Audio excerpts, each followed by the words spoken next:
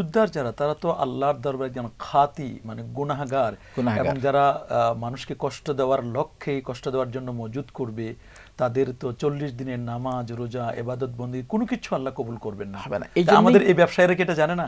জানে, এই জন্যই 40 দিন পর্যন্ত কোনো খাদ্যদ্রব্য যা জনমনে যা জনগণের প্রয়োজন এগুলো 40 দিন বেশি গুদামঘাত করাও যাবে না। সহিহ মুসলিমের হাদিস, এর বেশি করা যাবেও না। শুধু তাই না, দেখুন আল্লাহ পাক হালাল বা হারাম রিবা, এখানে কিন্তু এই রিবা শুধুমাত্র আমরা টাকা লেনদেন করি রিবা না, রিবা অনেক কারণে হতে পারে।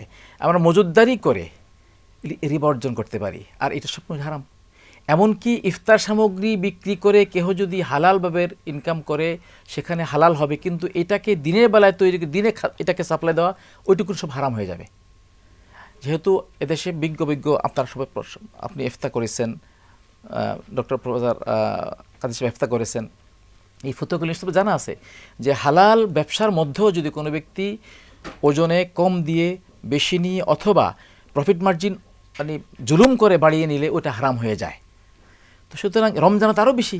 রমজানে মহান আল্লাহ পাকের হাবিব সাল্লাল্লাহু রুসিলায় শুধুমাত্র আমরা পার পেয়ে যাচ্ছি, যেখানে 1/70 পর্যন্ত বৃদ্ধি হচ্ছে একটি ফরজের সওয়াব, সেখানে গুনাহটা একটাই হচ্ছে।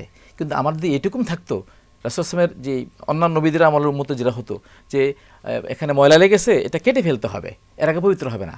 কিন্তু আমাদের নবীজির সুন্নাহটা কি? আমাদের এটা বড় এহসান আল্লাহ পাকের পক্ষ থেকে যে আমাদের এখানে ময়লা লেগেছে, আমরা ধৌত করলাম, পবিত্র হয়ে গেল। রমজানে আর কি বর্জন করতে পারি আমরা? গীবত, শিকায়েত, গীবত, পরনিন্দা, আল গীবত, হ্যাঁ ঝগড়া বিবাদ। গীবত তো জিনার চেয়েও খারাপ, আরও জঘন্যতম খারাপ। তারপরে অন্যকে কষ্ট দেওয়া, রাস্তা হাঁটার সময় আমরা কাউকে কষ্ট দেই, বা রিকশায় ওঠার পরে রিকশাওয়ালাকে আমরা বার্গেটিং করে তাকে চড়থাপ্পড় দিই, এগুলো রমজানও চলে, অন্য মাসেও চলে। অর্থাৎ এখানে হক্কুল্লাহ হক্কুল ইবাদ দুইটাই আমাদের দেখতে হবে। যদি হক্কুল ইবাদ নষ্ট করলে আল্লাহ পাক মাফ করবেন না।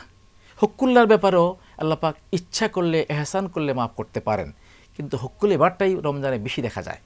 রাস্তাঘাটে, বাজারে, অফিসে, আদালতে, সব জায়গায় হক্কুল ইবাদ অনেক নষ্ট হচ্ছে। তো রমজান রেখে হক্কুল ইবাদ নষ্ট করলে আল্লাহ পাক তাকে গ্রহণ করবেন না।